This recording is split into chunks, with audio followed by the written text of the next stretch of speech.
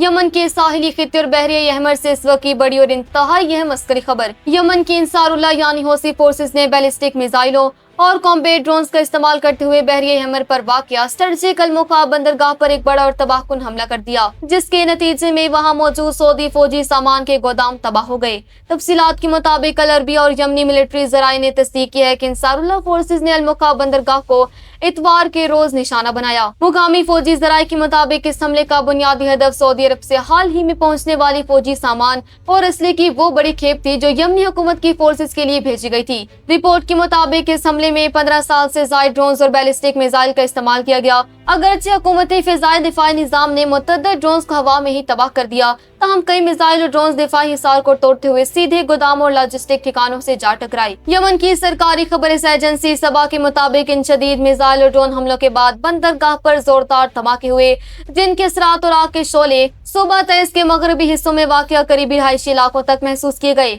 اس حملے کے باعث بندرگاہی تنصیبات اور سعودی عسکری سامان کو بھاری مالی و نقصان پہنچا ہے۔